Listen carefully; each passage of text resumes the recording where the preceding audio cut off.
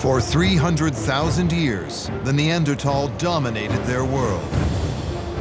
And then, they vanished, suddenly and mysteriously. Was it a clash with modern humans?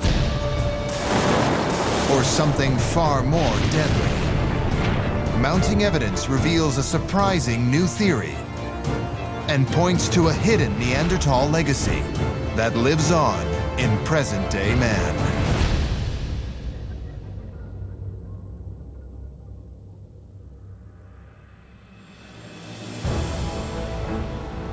Gibraltar, at the tip of the Iberian Peninsula. Here along the Mediterranean coast, a vast complex of caves dot the shoreline. Today, waves encroach upon them. But 24,000 years ago, with the height of the last ice age fast approaching, the sea level was more than 100 feet lower. This was dry land, home to the very last of the Neanderthals. When we look at the number of sites with Neanderthal fossils and/or evidence of occupation, I don't think there's any place in the world that has the density of sites per square kilometer that Gibraltar has. Gibraltar was their stronghold. This is where the population was continuous. It was a place where they persisted longer than anywhere else. In this enclave, amid forests of pine, hunters search for prey. Along the shore, Neanderthals fish, living as they have for generations before, unaware that they are the last of a dying breed. They probably didn't realize when their neighboring group further north disappeared that they were on the verge of extinction. Once their species flourished across Europe and Asia, now their population has dwindled to just a few clans, here in the south of the Iberian Peninsula. But what ultimately drove the Neanderthal to extinction?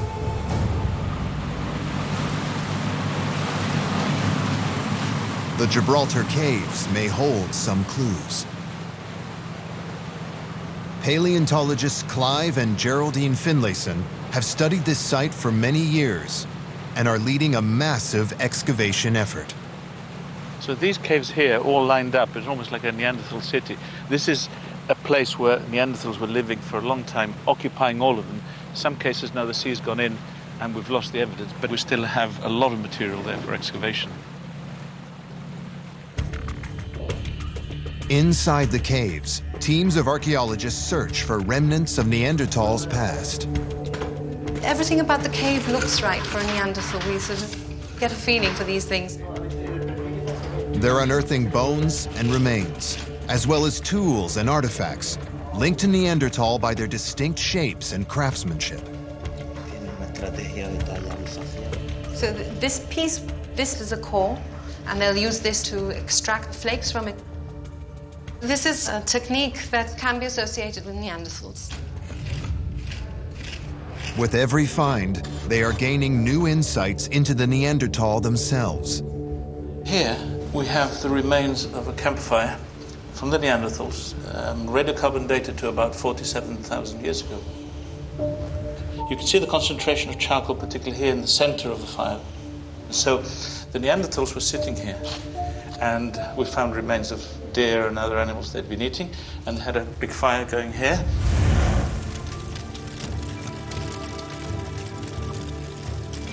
Here for generations, Neanderthal families gathered around the fire and prepared meals together. A far cry from the ape men scientists imagined when the species was discovered in Germany in 1856.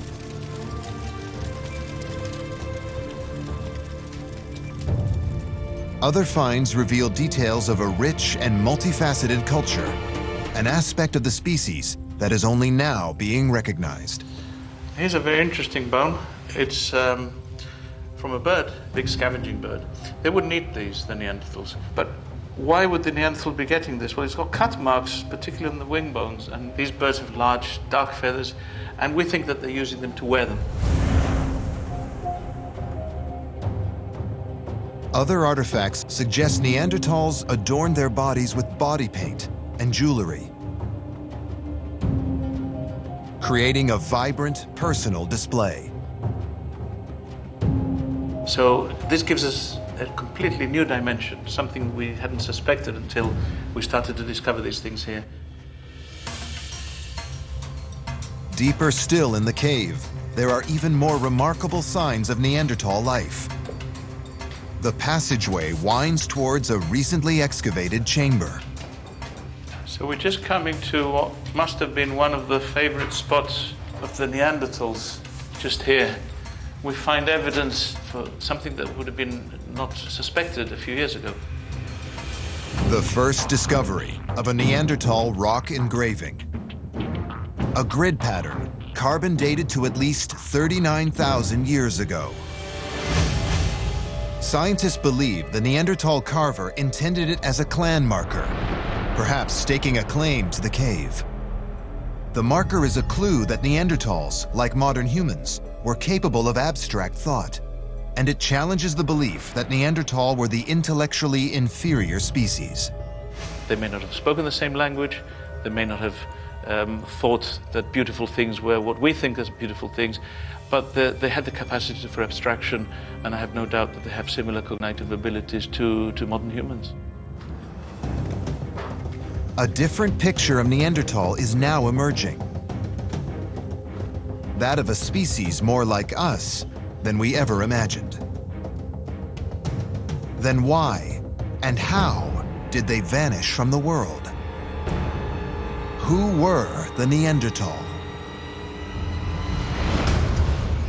Their story begins 600,000 years ago in Africa with another species, the evolutionary ancestors of both Neanderthal and modern humans, Homo heidelbergensis. They are the first humans known to harness the power of fire and hunt with wooden spears. They've advanced over more ancient people. They have bigger brains. They have adapted in a human-like way. But it has none of the specializations that are in Neanderthals, and it doesn't have the specializations that are in modern humans. They're not either like us or like Neanderthals. They're ancestors of us both. In pursuit of more abundant game, some head out of Africa, into Asia. Others settle across Europe, including in what is now Heidelberg, Germany, where their bones are first discovered. When they left Africa and entered Central Asia and Europe, they would have been experiencing a harsher climate in many ways. It's a time of great climactic change, brought on by a slight shift of the Earth's axis that tilts the North Pole away from the Sun. The polar caps expand, moving across North America and Northern Europe. Temperatures drop by as much as 20 degrees in the Northern Hemisphere. 300 to 400,000 years ago in Europe, the Ice Age elements forge a new breed of man. Homo neanderthalensis, the Neanderthal. Where they lived, in Europe and Central Asia, these were the coldest places in human existence in those times. So they were adapting to that. Their complexion has become lighter compared to their African ancestors, enhancing absorption of sunlight during the shorter northern days. Their hair is straight and thick, added protection from the cold. They have a muscular build, more fit for the rugged terrain. They were strong and amazingly healthy. They were, in fact, an extraordinary population. Along with their physical adaptations, Neanderthals find strength and safety in numbers. They live in tight-knit clans, dedicated to the care and protection of each other. You're looking at people that have lived in a challenging landscape for hundreds of thousands of years. These lives are short. and they rely on their groups for their children to be able to survive because the parents might not. By banding together, Neanderthals survive the hardships and thrive in this Ice Age environment. Numbering in the tens of thousands, they spread across Europe, the Middle East, Central Asia, and as far north as Siberia. They were mobile. They're moving in pursuit of being able to find food and survive. And in this world of frigid earth, where vegetation is scarce, their survival depends on the animals they hunt. They follow wandering herds of bison and stalk more evasive prey, like deer. Their ability to provide resources like vegetation and roots and tubers and fruits was probably extremely limited. They were forced to eat mainly hunted animals.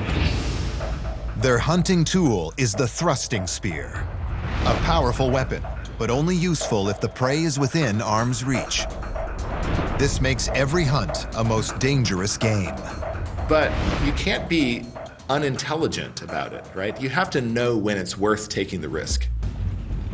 A herd of bison roams the valley, unaware of the hunter's approach.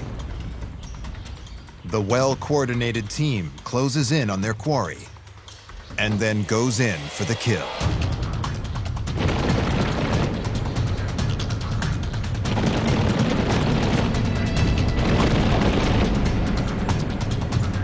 If your hunting method requires you to jump on a bison with a spear, that's what you call fearless. Each hunt is a life or death undertaking, but the supply of fresh meat is worth the risk.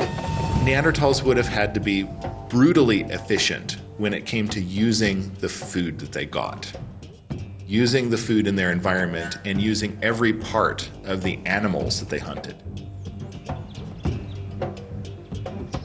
When they return to camp, the hunters butcher their prize using razor-sharp blades made of flint. They cook their meat over an open fire, rendering the toughest chunks more digestible. They scrape and stretch the hide, making the leather soft and pliable. They're creating the hides for them to make some clothing out of to wear. They're using rock to make tools rapidly. They were able to master the environment that they lived in. For now, Neanderthals are masters of their world. But one day, their rule will be threatened by another species, our direct ancestors, modern humans.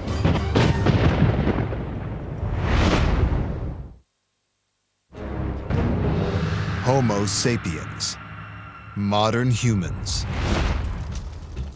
Like Neanderthal, they are the evolutionary descendants of Homo heidelbergensis.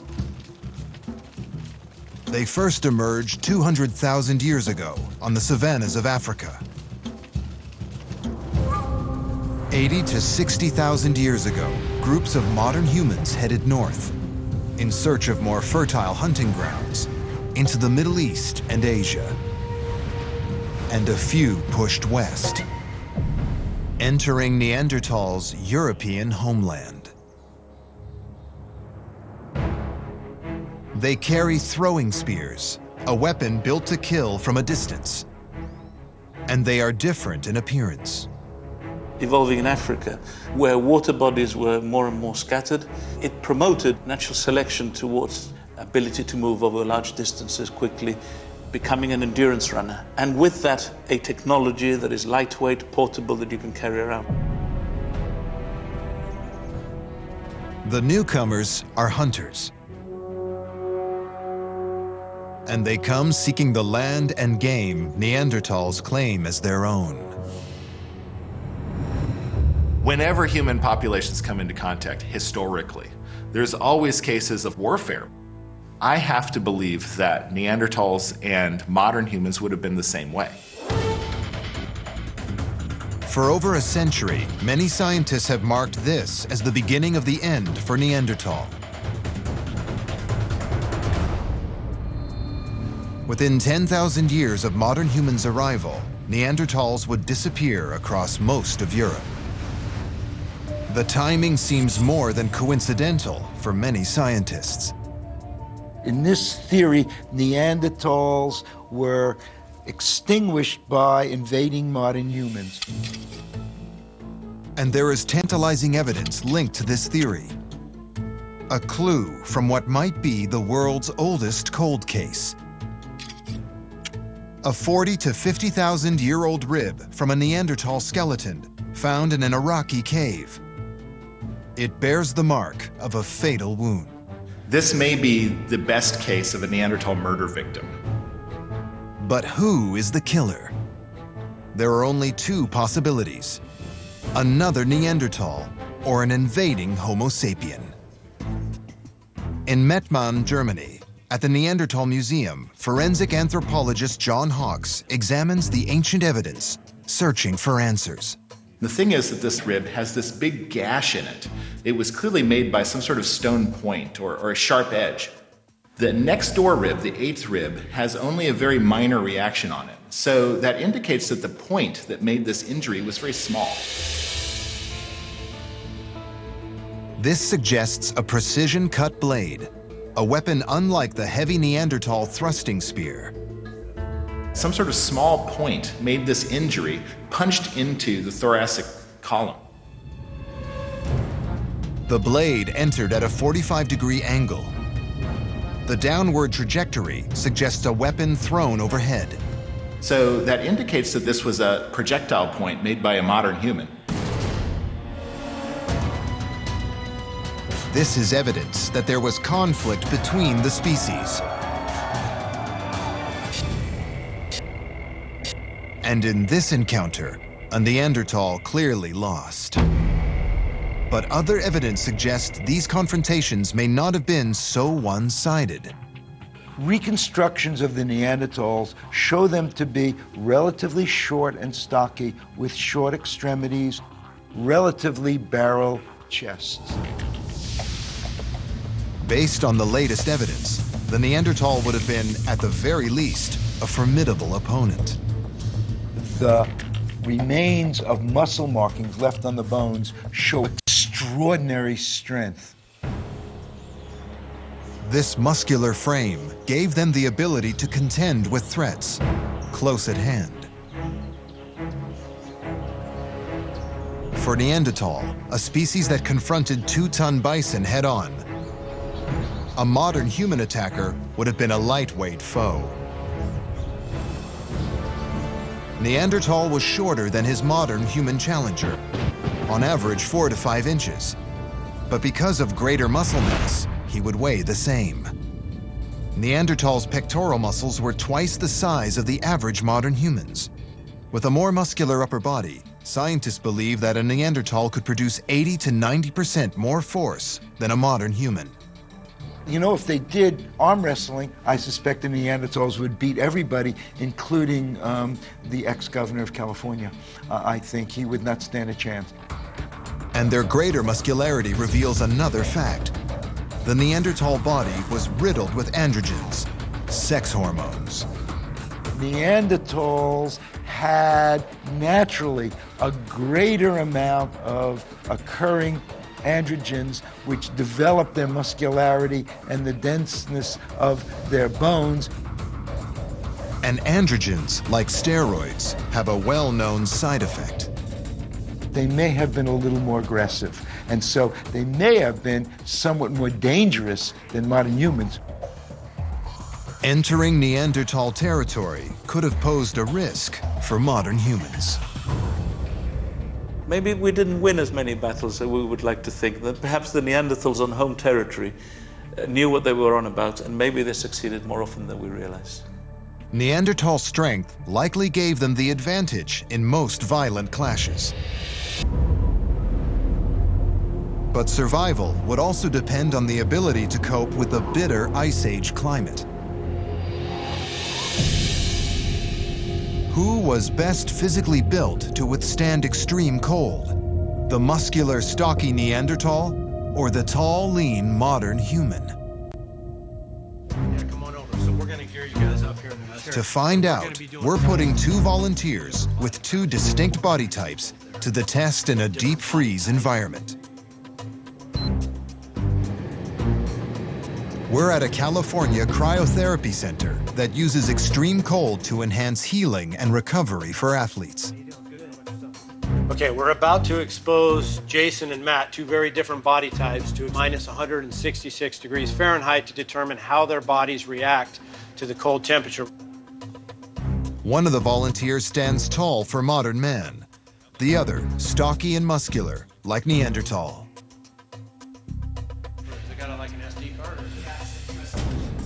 Before they're exposed to the extreme cold, the men protect their hands, face, ears, and head.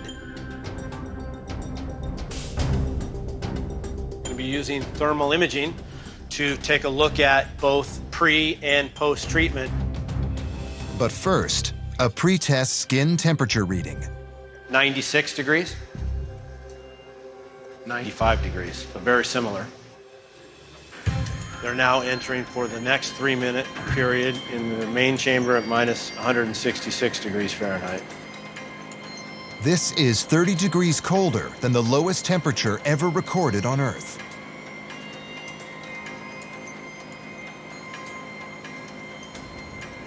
For this test, our subjects will endure a survivable but excruciating 3 minutes in the cryo chamber. Much longer, and they risk hypothermia, shock, and even death.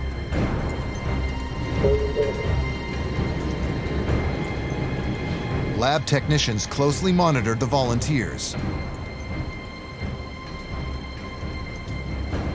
After a brutal 3 minutes at negative 166 degrees Fahrenheit, the time is up.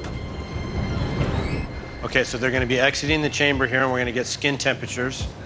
Call it out. 56, 51. The volunteer with the more muscular build has retained a higher skin temperature. So you can see here that Jason's internal temperature, or muscle temperature, is several degrees higher than Matt's. Under thermal imaging, the advantages of a stocky frame become even more apparent. The warmest areas are shown in red, the coldest in blue. But that's not all. It's interesting, you can see during this, minute while they're out, they're starting to rewarm. And Jason actually is starting to rewarm pretty rapidly. The more muscular body also recovers faster. But why? Around the skeletal area, where the muscle is, there's more vascularity. You're getting circulation in those areas pretty rapidly. Because they evolved in a cold climate, Neanderthals developed a body type tailor-made for the world they lived in. They possessed superior physical strength and stamina. So what advantage did modern humans have? It must have been brain power.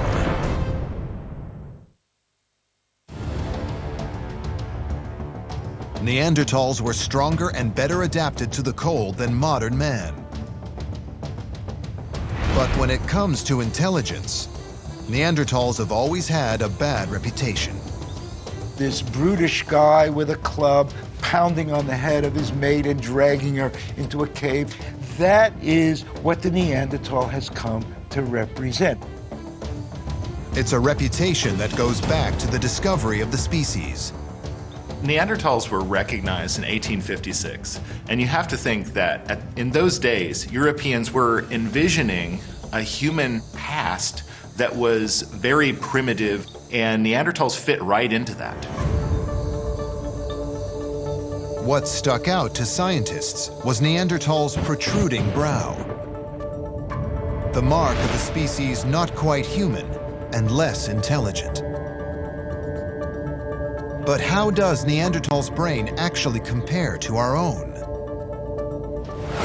For forensic anthropologist John Hawks, this is the kind of comparison that sparked his interest in Neanderthal 20 years ago. I started working with Neanderthals when I was in graduate school. The cool thing about Neanderthals is that they're so close to us, and yet there's like this division between them and us. And so looking at them gives us a look at ourselves through maybe a sort of a distorted kind of a lens. Using 3D imaging technology, Hawk studies Neanderthal skulls excavated in France. The technology allows him to peer inside the skull and glean insights about the Neanderthal brain. It has a very pronounced brow ridge right on the outside of it. And you might think, wow, you know, that must impact the shape of the front of the brain, which is right behind it. Yeah, I like the way that you lined it up there. Like a 3D X-ray, a laser scanner captures every detail outside and inside the skull. When you turn this frontal bone over and look at the inside of it, what you see is the frontal lobes of the brain that are imprinted in the back of that bone. The marks left in the bone allow the scientists to calculate the size of the frontal lobes, the area of the brain involved with cognitive processes. The imprint inside of it, of those frontal lobes, is basically the same as ours.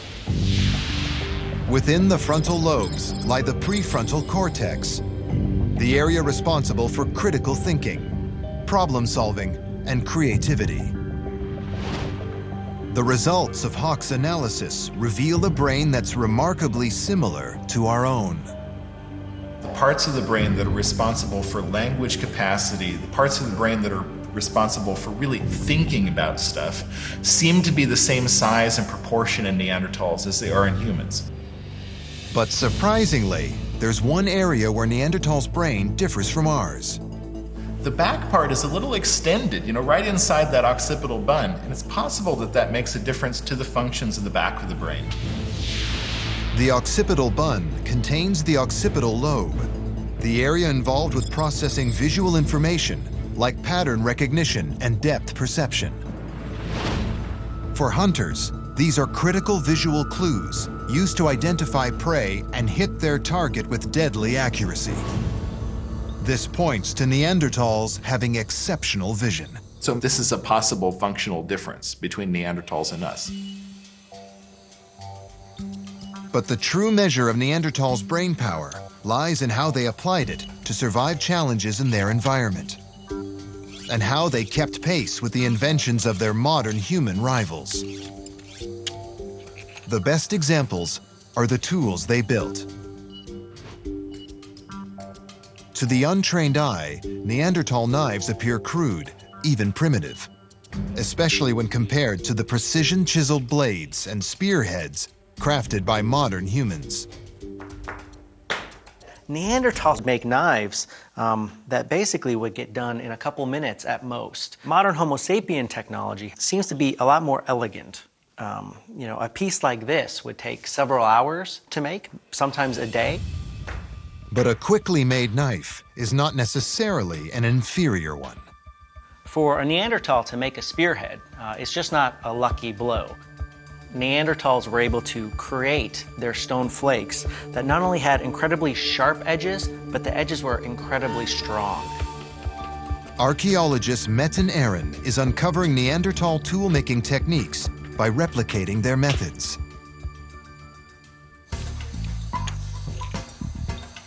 While it looks easy to make these stone flakes, it actually took me about 1.5 years to learn how to make and replicate the same exact technology that Neanderthals did. One reason why the Neanderthal technology is so hard is that it's necessary to get a precise geometry in the rock that you're making. Neanderthal stonecutters targeted small fissures and cracks. In a sense, they saw the blade within each rock and struck accordingly. A visionary technique. A Neanderthal could easily make 50 to 60 to 70 stone flakes from a single nodule of flint. Really, they were engineering their stone flakes. A side-by-side comparison with a modern-day knife shows just how effective the Neanderthal blade is. The metal knife requires lots of effort.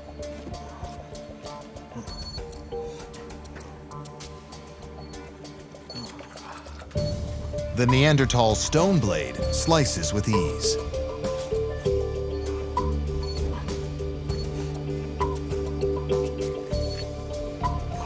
Neanderthal knives were as sharp as anything that we would have today. And it really just speaks to how sophisticated their technology was. And how well they were able to use the materials at their disposal. With their stone blades, Neanderthals turn a basic assumption upside down. They prove that when it comes to technology, they are on par with modern man. And there is at least one instance where Neanderthals' innovation surpasses that of our own species. This seemingly unremarkable object, uncovered in a German mine in 1963, is a piece of technological history. This 50,000-year-old artifact bears the stamp of its original Neanderthal owner.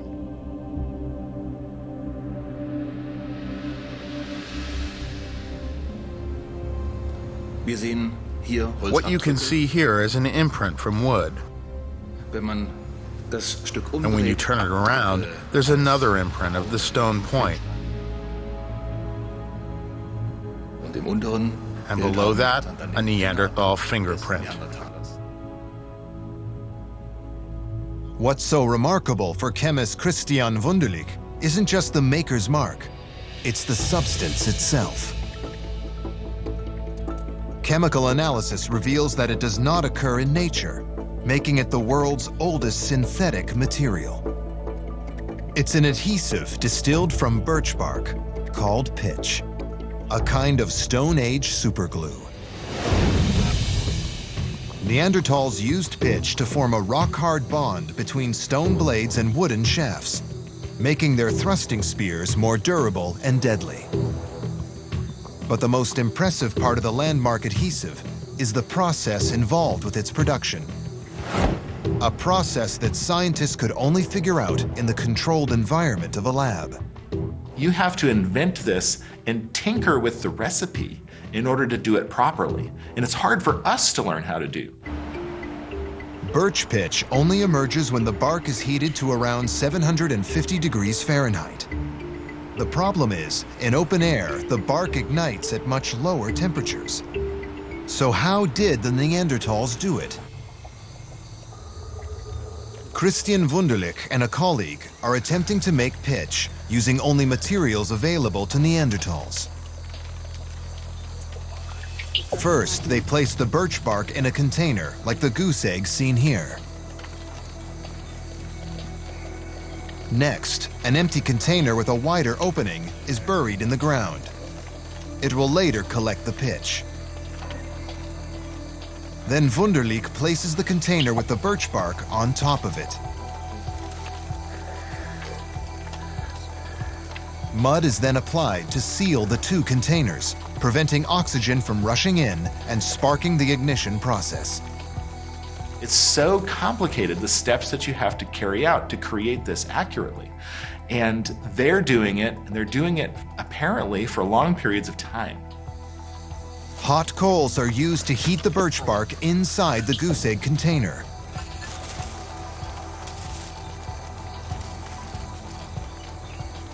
As temperatures rise to 750 degrees Fahrenheit, the oily pitch will begin to ooze out. Normally, 30% of the birch bark becomes pitch. The entire procedure takes 20 to 30 minutes, but the process itself is over 200,000 years in the making. A testament to the intellect of Neanderthal, and proof that they, like modern humans, had the ability to innovate and invent, to see possibilities in nature and mold them for their own advantage and survival.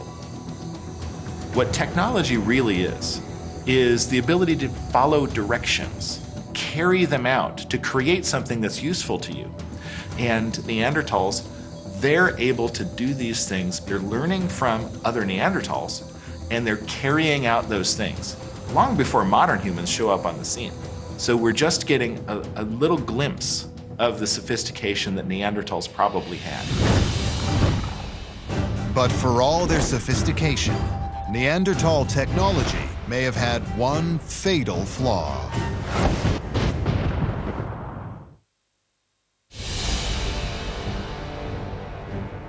Neanderthals attacked their prey with thrusting spears, a heavy, handheld weapon.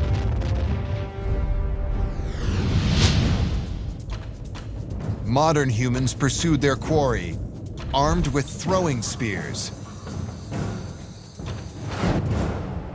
Pitted against modern man and their throwing spears, did the Neanderthals die out because they were simply out-hunted?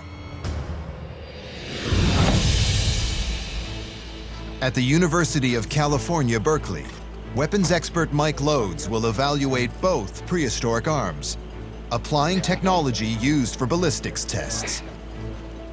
Using an air cannon, Loades can replicate the force of a Neanderthal's thrust and compare it to that of a modern human throwing a spear. The actual design is different. Being a throwing spear, we've got a slightly more slender shaft, so there's less friction on the shaft. The forensic gelatin will give a clear view of each weapon's destructive power. First, the team wants to test the modern human throwing spear. Loades knows modern humans still needed to get close to their prey to hit their target with accuracy. From prior experiments, he estimates the average range was no more than 9 to 12 feet.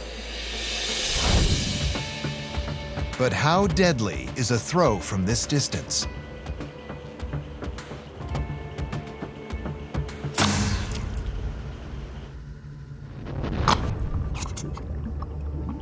The spear sends a shockwave through the gelatin, but it doesn't penetrate past the binding on the spear tip. Okay, bad. So that was at 2/3 of our Neanderthal thrust. So that's representing early modern man throwing. But it's done pretty good. With a throwing spear, force dissipates in flight. Loades believes it would typically strike with about 30% less power than the thrusting spear. Now it's time to put the Neanderthal thrusting spear to the test.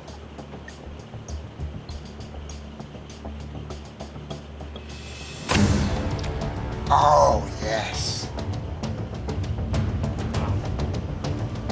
That's pretty impressive.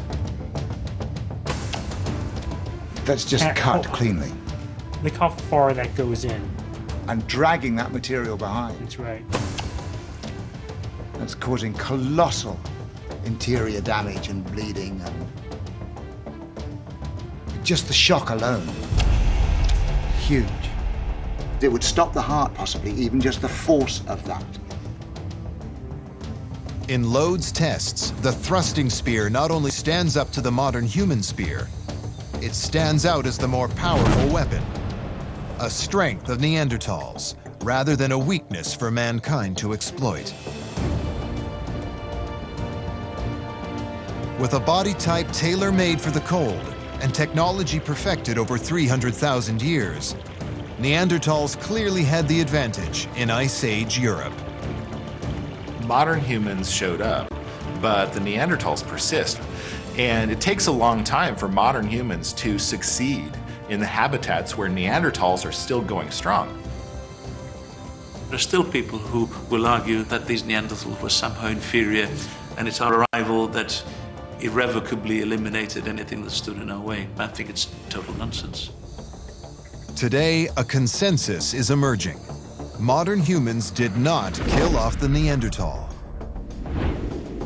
So what was it that put them at a disadvantage?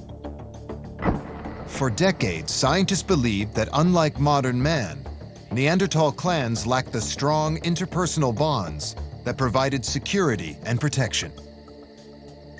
But even this assumption is being challenged.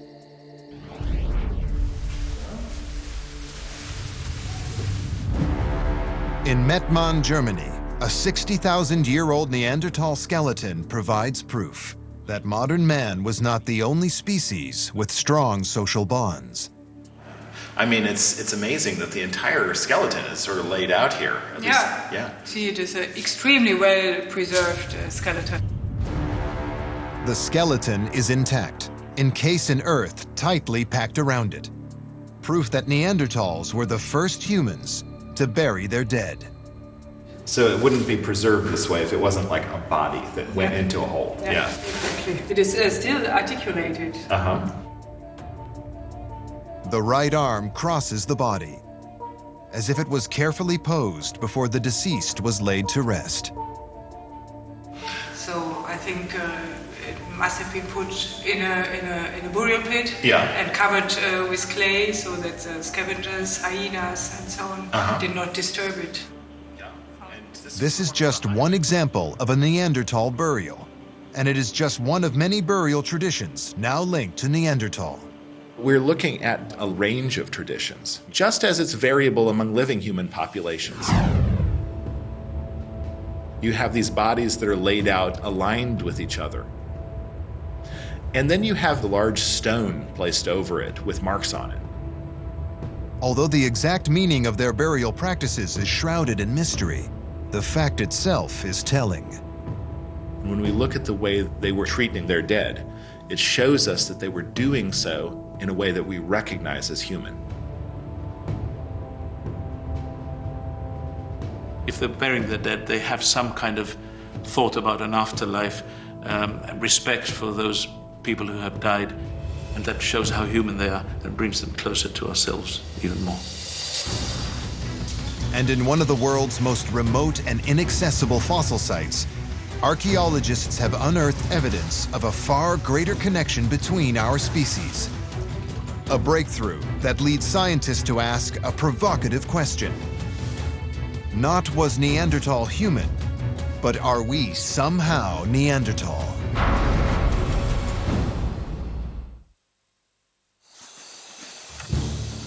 In the Carpathian Mountains of Romania, a team of archaeologists is preparing to return to the site of a landmark discovery. A location that proves modern humans and Neanderthals once coexisted together peacefully. The exact location has been withheld to protect the site from fossil hunters. Here in 2002, cavers stumbled on a human jawbone. This led to a 3-year excavation, conducted by a group of archaeologists trained in cave exploration. It's absolutely pristine. You can study a site which was completely new, undisturbed, which is very, very rare in the life of a scientist.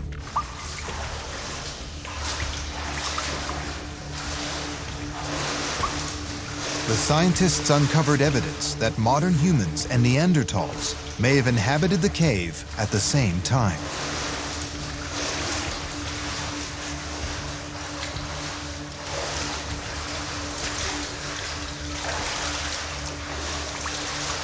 The team retraces their steps down dark passageways and through an underwater river. As they venture deeper into the mountain, the cave walls narrow and the water rises. There is no other way in the cave except this cold, wet place, and very dangerous too.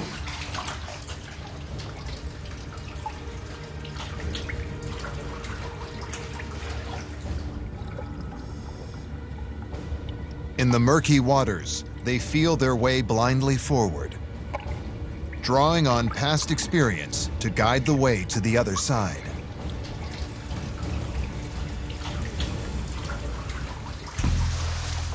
Once through, they enter a large cavern with passages to smaller chambers. The team surveys the area. Then they head deeper still, towards the chamber that yielded their greatest discoveries.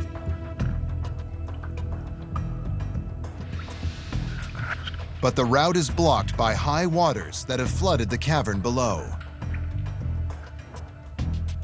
You are in a narrow passage, absolutely alone. If you are stuck there somewhere, There is no way to escape. So if something happens, you are dead. Safety concerns forced the scientists to cut this expedition short. But a decade ago, the team made it through the precarious passageway into a remote chamber.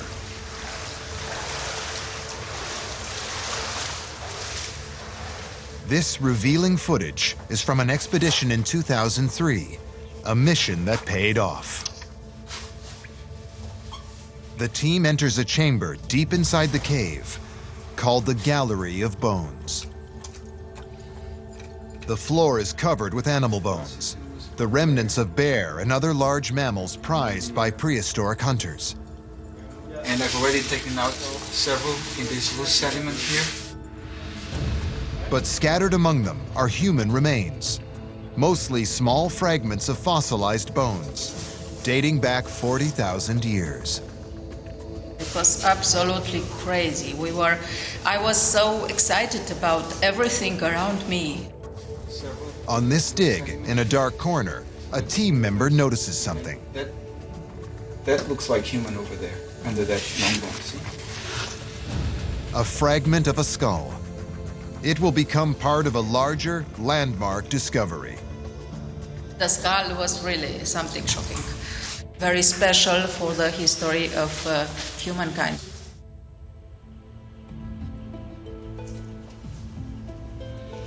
Now housed at the Institute of Speleology in Bucharest, the treasure is kept under lock and key, closely monitored by paleontologist Silviu Constantin.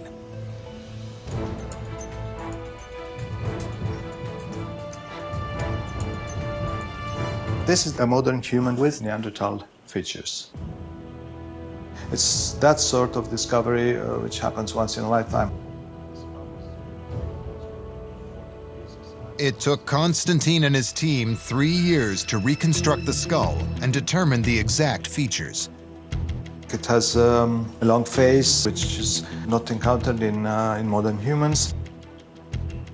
The teeth are different too. The size of them is too large for a modern sapiens. It is much closer to the size of the teeth of a Neanderthal. And then the most telling feature of all. When you look at the back, you find you have this occipital bone. This protrusion shields the occipital lobe, where visual information is processed. The one area where Neanderthal's brain is larger than our own. It's not typical for sapiens, but it's typical for Neanderthals. This may be the missing link, the link between sapiens and the Neanderthal. For Constantine, the possibilities are tantalizing. Imagine modern humans having love affairs with their Neanderthal neighbors. From this ancient skull, a new image emerges. That of modern humans and Neanderthal interbreeding. It is the catalyst for groundbreaking discoveries about the mysteries of our own origins and who we are today.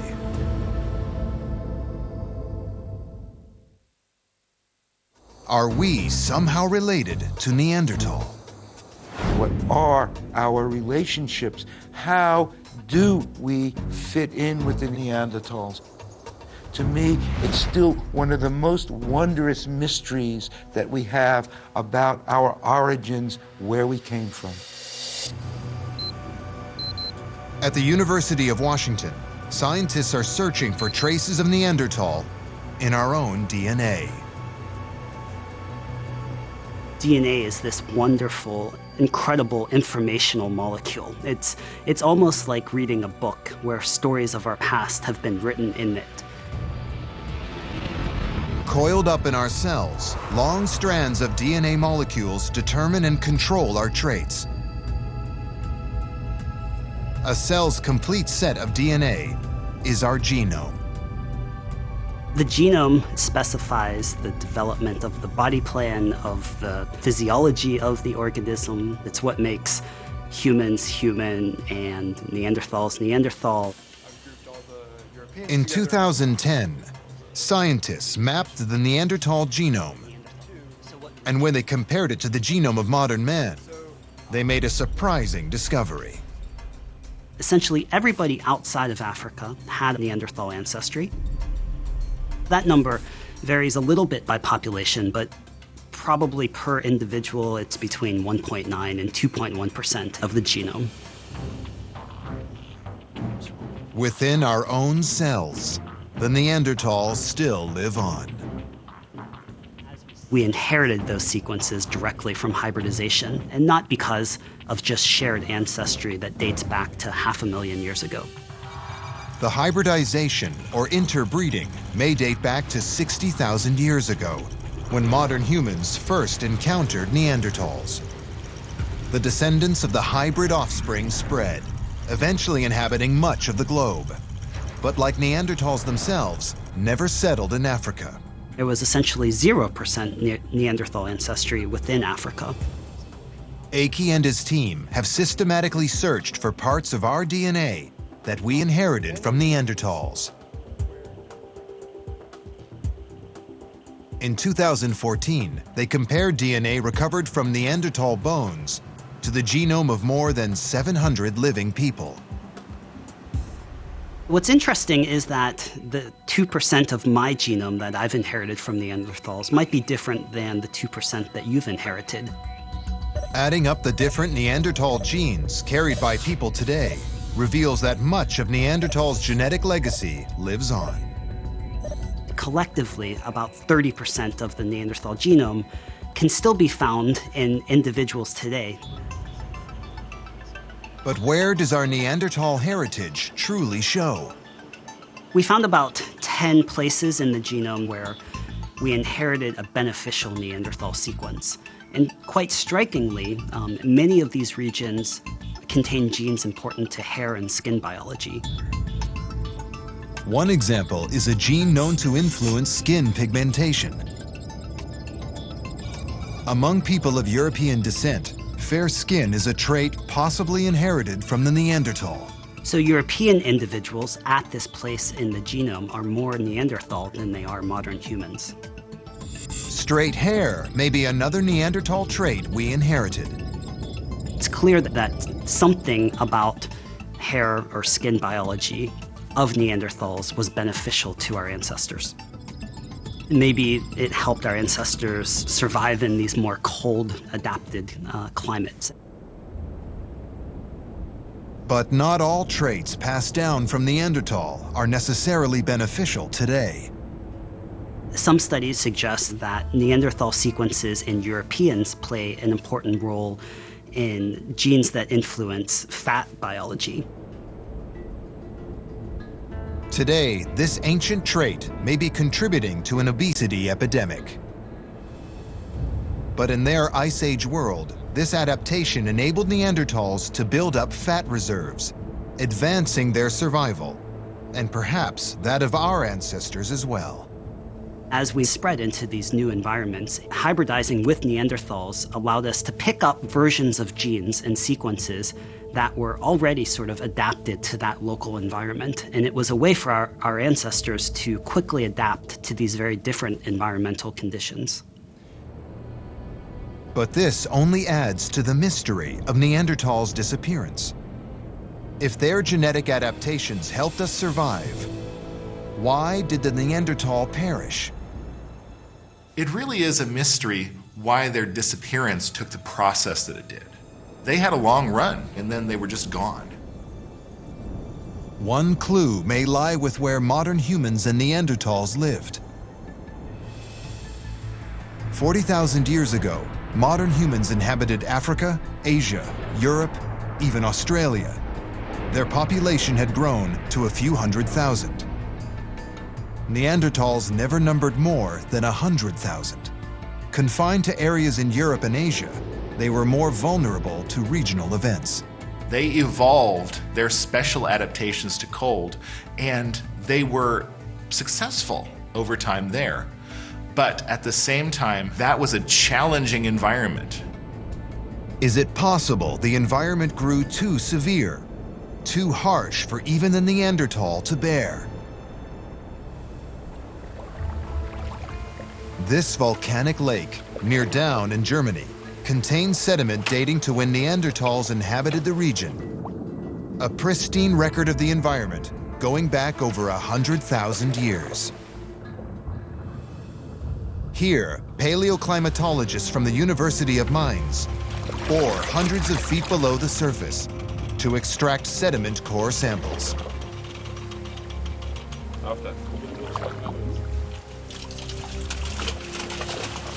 Each layer, only a fraction of an inch thick, is a yearly record of climate and environment, captured in mud. What is unique about these core samples is the fact that there is no oxygen at the bottom of the lake, so sediments are undisturbed. We are able to analyze layer after layer and can reconstruct the climate of a single year. 3 feet of sediment represents a 1,000-year climate record. Dark layers contain traces of decayed plant life, a sign of times when forests covered the area. Lighter layers mark colder periods, when the land became a barren, frozen expanse. We see here rapid climate changes, warm, then cold. It changes within 10 years. The Neanderthal here lived in a world with open forests, and then it's open steppe. 40,000 years ago, the Neanderthals' world is rapidly disappearing as their traditional hunting grounds turn to hardened permafrost.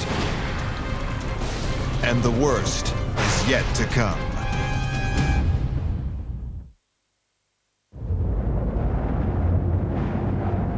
"40,000 years ago, centuries of drastic climate change have ravaged much of Europe, turning Neanderthal hunting grounds into barren fields of icy earth.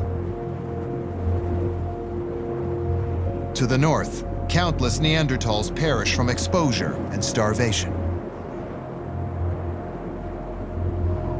But others turn to one of Neanderthals' oldest survival tactics. They move, sometimes hundreds of miles away from their traditional lands.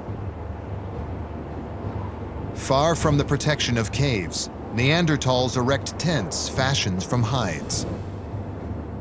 Adaptations, survival strategies, and skills developed over the course of 300,000 years see them through the era of drastic cooling and encroaching ice.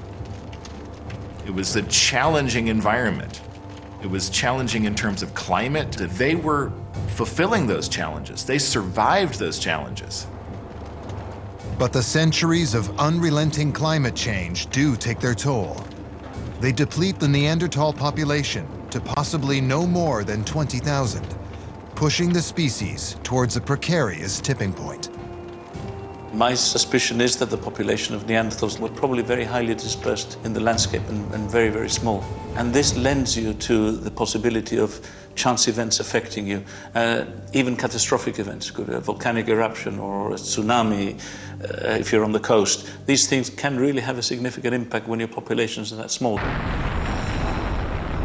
And volcanic eruptions in particular have changed the course of human civilization time and time again. You could have a perfectly genetically fit population which could disappear overnight because of a volcanic eruption. And no matter how fit genetically they are, they've gone, and they've gone forever. Did a volcanic eruption seal the Neanderthals' fate?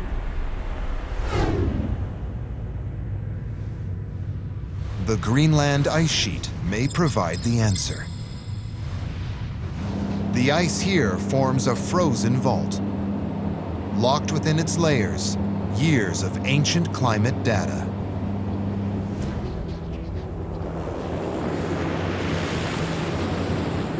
Accessible by Special Air Force transporters, the Summit Camp Research Center sits at an altitude of 10,000 feet, atop a literal mountain of ice.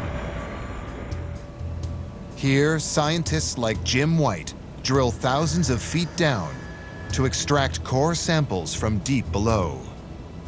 Imagine that snow never melted. Imagine that snow just keeps piling up and piling up and piling up. In places like Greenland, where we have 1 meter of snow per year accumulating, those records go back maybe 150, 160,000 years. When extracted, gases and sediments trapped in the ice will paint a vivid picture of our planet's history. We measure temperature, things like the amount of dust that comes in, the composition of the atmosphere, how much methane, how much CO2. So if there's a very large volcano that goes off, it puts ash in the atmosphere. It also puts sulfate in the atmosphere. And we're able to go back and measure that and say, yes, there was a volcano at that time.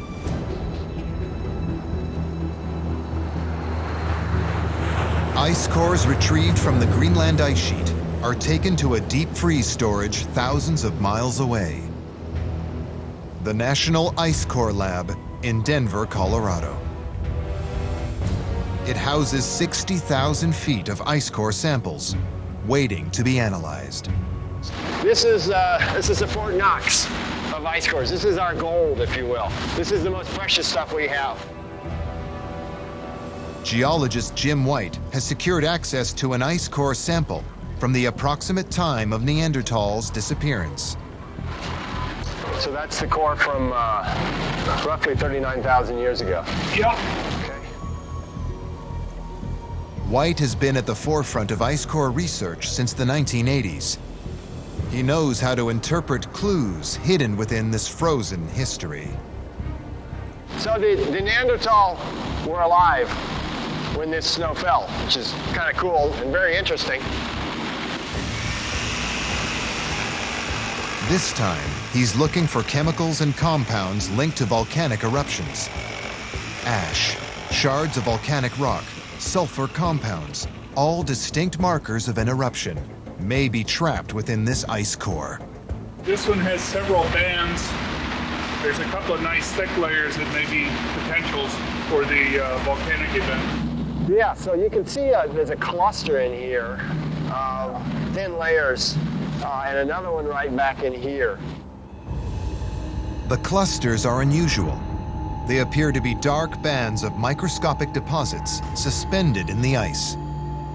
When we run that in the lab, we'll watch for that. Okay. That's something interesting. Back in the lab, the ice core is melted, layer after layer. What actually is happening here is we're peeling off week by week, month by month, year by year, the snow that fell. And that's then going into the machine and being measured. Particles and chemicals previously trapped in the ice are isolated and evaluated. I can imagine that the Neanderthals would have been very much surprised by everything they see here, but probably no more so than surprised by the fact that we know what's going to happen to them. Finally, the ice reveals its long-hidden secret. Remnants of a volcanic eruption. We can see the sulfate from the eruption. We don't see ash or anything in Greenland, but we can see the sulfate from that eruption. And we know that it occurs right at that same time where you have this very sharp cooling in the ice core, right in here.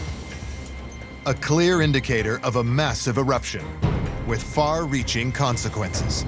That was a volcanic event that was certainly one of the largest in the last couple 100,000 years. That would be a very challenging time to live. Is this the smoking gun? Could it finally explain the mystery of Neanderthals' disappearance?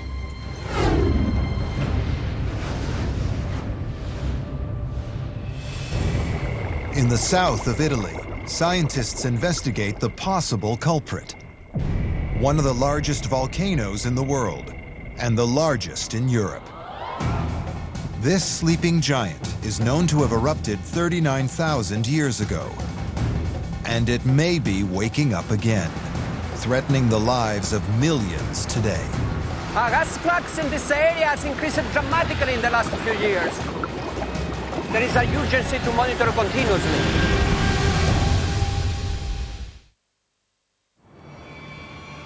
Naples, Italy stands on shaky ground.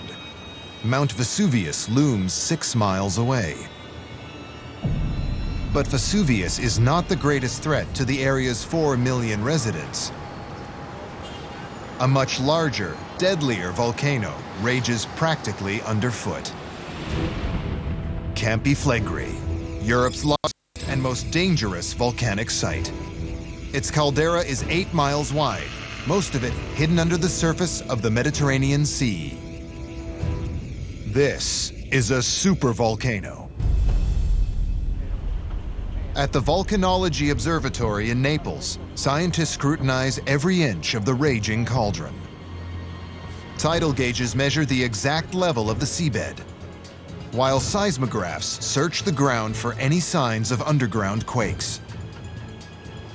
There is a need, an urgency to monitor it. If to imagine inside the caldera, there is a population of about 500,000 of people that live here.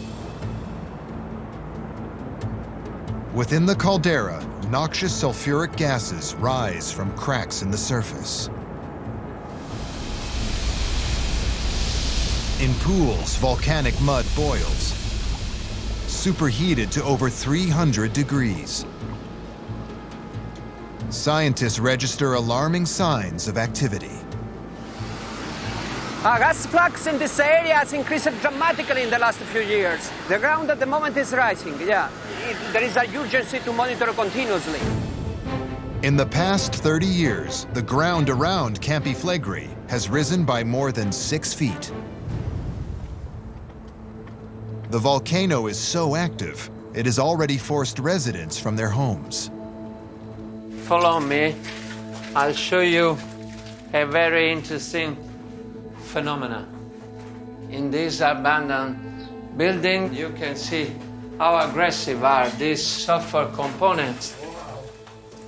Sulfur and gas have forced their way up through the floor and into the walls. 90 degrees. No, more. Even 100. But the most troubling signs are further afield.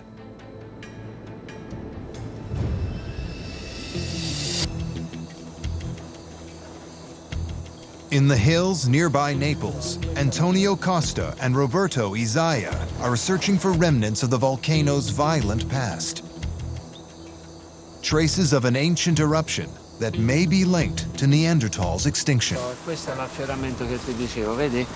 E questo, this is the layer that we are talked about before, yeah? This one.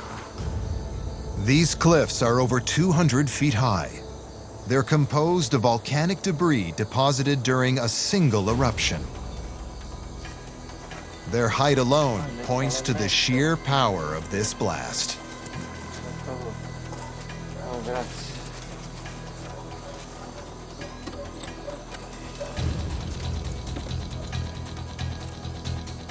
That's the ash. That is the ash.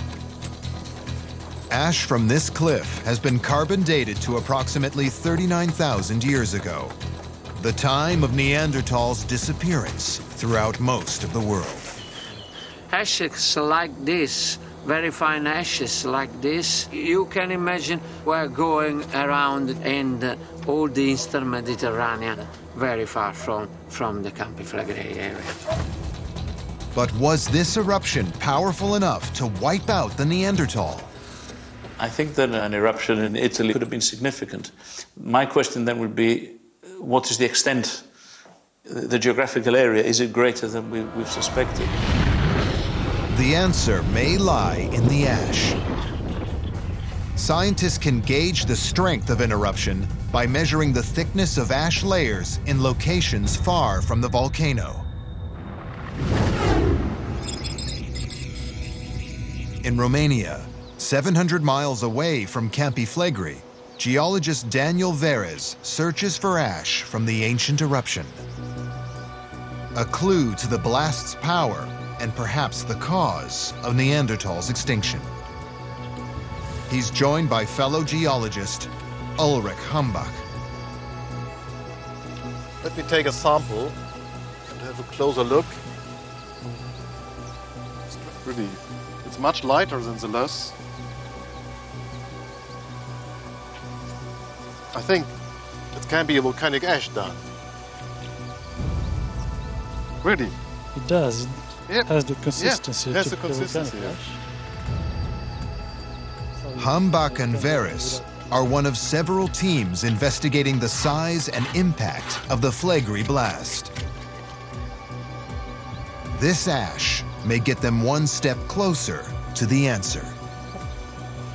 The thickness of the ash at this particular spot is 1 meter and 10 centimeters, and it's even increasing. To the left, to the center of the depression, which is at the moment covered here by the debris. By measuring the layer's height, they can begin to calculate the power of the blast. Here, over 700 miles away, the volcano dumped 4 feet of ash on the region. I mean, this is a very unexpected find. The eruption that created this particular layer must have been of a very powerful magnitude. If this is the eruption of the Phlegraean fields in southern Italy, as we suppose it is, it certainly proves that that eruption, which was considered as the largest in the last 200,000 years, has been likely even of higher amplitude than expected. Verres and Hambach are not alone in this work. Throughout the Mediterranean, up to Russia and into Asia, scientists have collected and measured ash dated to 39,000 years ago. Samples are sent to the University of Bayreuth in Germany. Here, Ulrich Hambach analyzes them to determine if they originated from the Campi Flegrei eruption. All volcanic ash has a specific chemical fingerprint that is unique to the blast that deposited it. Using an electron scanner and an X-ray beam, Hambach and his colleagues create a specific chemical profile of each sample. We are really curious, and we hope that the results will match the eruption in Italy. The tests reveal the chemical components of the ash samples and uncover a surprising fact. Each sample has an identical chemical profile, a profile that matches a single eruption, the Campi Flegrei blast. It's the same for the sites we investigated, and it's the same for the sites colleagues investigated from Russia down to Libya. The research shows the terrifying scale of the blast. The eruption spread ash across 3 continents, encompassing large swaths of the territory where Neanderthal once lived. Back at the Naples Volcano Observatory, Antonio Costa is preparing a computer simulation of the Campi Flegrei eruption. Once complete, it will reveal exactly what happened 39,000 years ago.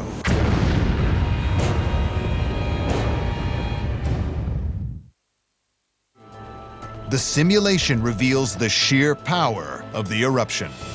For the first time, we were able to estimate even the duration of this eruption.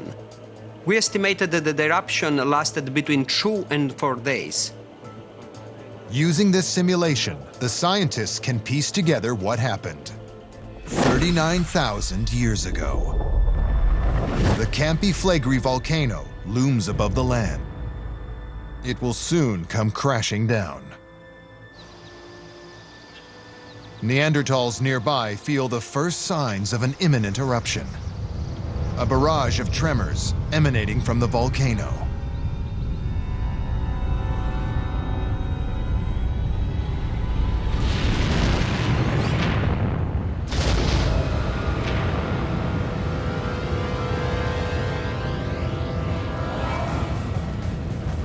It's the most powerful eruption in Europe in the last 200,000 years.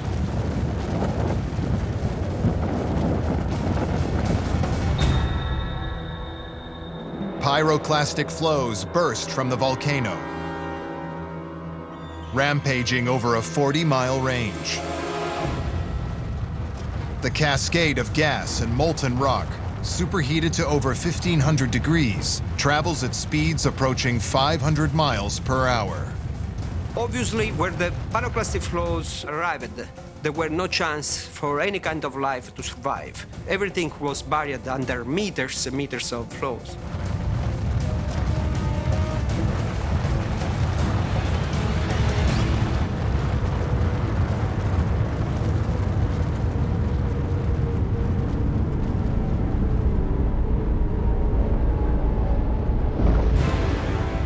A mushroom cloud of volcanic gas and fiery debris rises into the Earth's atmosphere.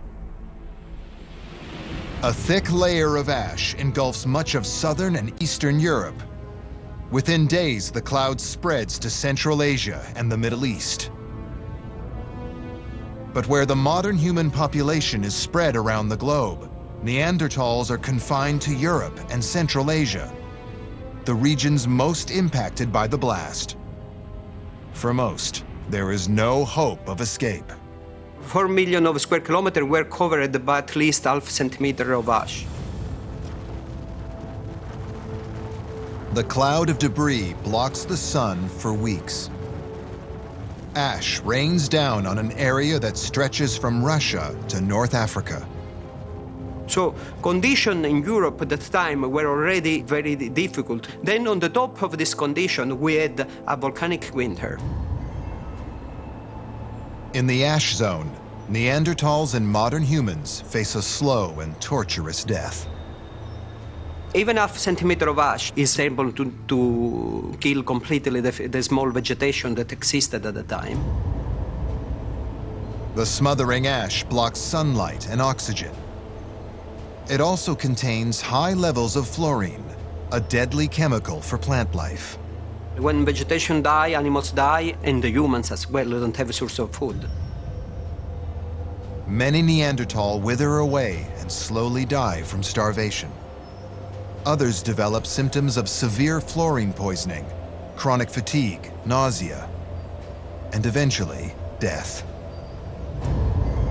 The first ones to die are the children and the elderly.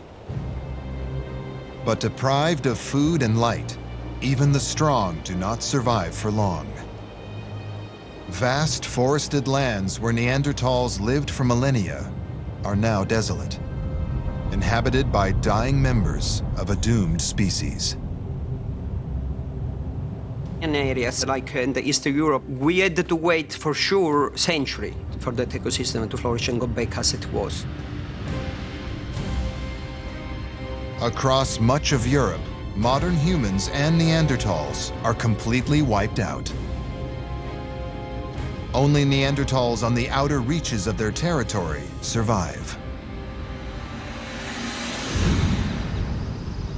The place they survive the longest, the Rock of Gibraltar.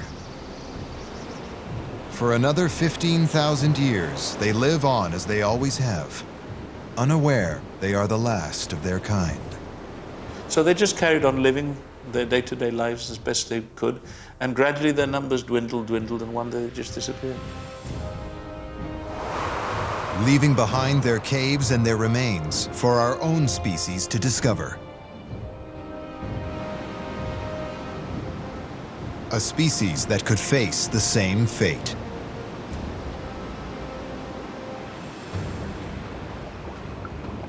Today, 39,000 years after the catastrophic eruption, Campi Flegrei continues to rage.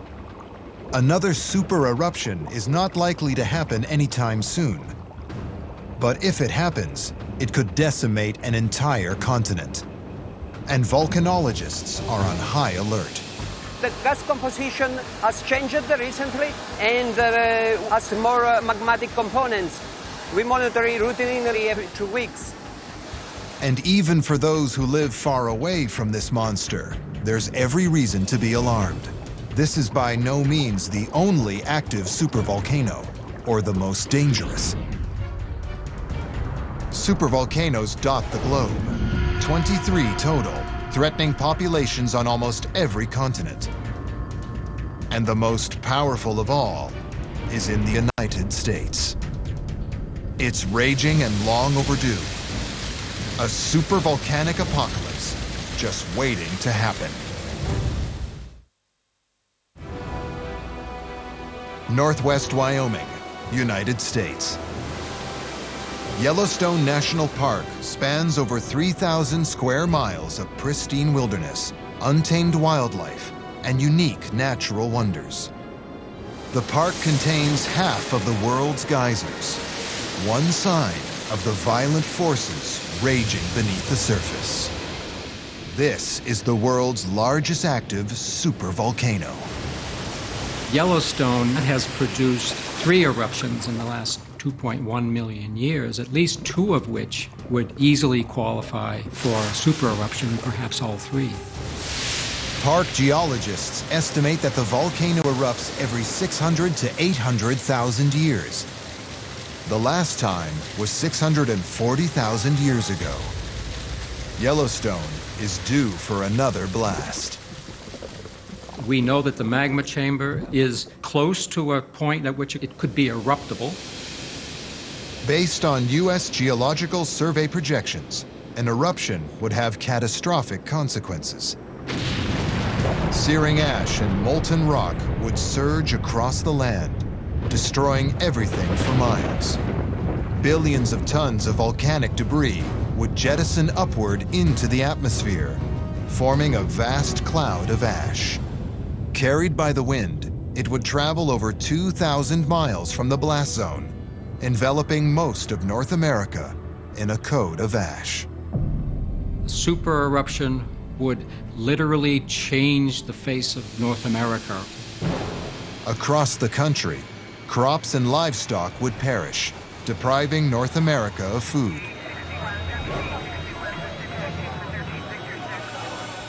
Noxious sulfur compounds would poison the water supply. Buried in ash and debris, roads and infrastructure would be obliterated, cutting off the lifeline to major cities on the East Coast and relief for survivors of the cataclysm. In a matter of weeks, the world's greatest superpower would crumble, and the devastation wouldn't be confined to North America. Super eruptions put up a tremendous amount of material into the atmosphere that could definitely be felt globally. Around the world, the sun would appear to dim, its light diffused by volcanic debris lingering in the high atmosphere. It's a precursor to the darkest phase of the cataclysm, volcanic winter, a period of cooling that can last for years. Experts believe a Yellowstone eruption would result in the devastation of global agriculture and lead to severe food shortages and mass starvation. It would threaten the very fabric of civilization. It would be a changed planet. But I think the human endeavor is resilient. I have great faith in our ability to survive these kinds of things. And the chances are we would live on, for the same reason our species survived the eruption that doomed the Neanderthals. We inhabit every corner of the globe. We can withstand a cataclysm that devastates 2 continents. Neanderthals, a species without our global reach, could not. I think in the end they were in the wrong place at the wrong time, and one population made it, which is us. They did not die out because they were intellectually inferior. They lived lives that were very much like the lives that people live now. They didn't have some of the ways that we organize large societies, but when you look at what they achieved with those limitations, it's very human. They roamed the planet for 100,000 years longer than modern humans so far. Certainly if there was a Hall of Fame of humanity, the Neanderthals would make that Hall of Fame. In a sense, we owe them our lives. We should be pretty grateful to Neanderthals because they helped us survive and reproduce as we migrated out of Africa into these new environments. So they played an important role in human evolution. And so, their legacy lives on within us. Perhaps we can say that we have met the Neanderthals and they are us. The Neanderthals reigned for 300,000 years. Whether we survive as long is a big unknown. I think it's a matter of chance, and like I often say, you know, if it had gone another way, you know, we would be Neanderthals now talking about the extinction of the other people. I don't think we'd be able to recognize the Neanderthals today if they were just out on the street. Not only would they probably succeed in modern society, at some professions they probably would have been better than even us. We are the sole human species on the planet. But the Neanderthal do live on in our DNA, perhaps strengthening our ability to cope with the challenges of life on Earth and survive when they could not.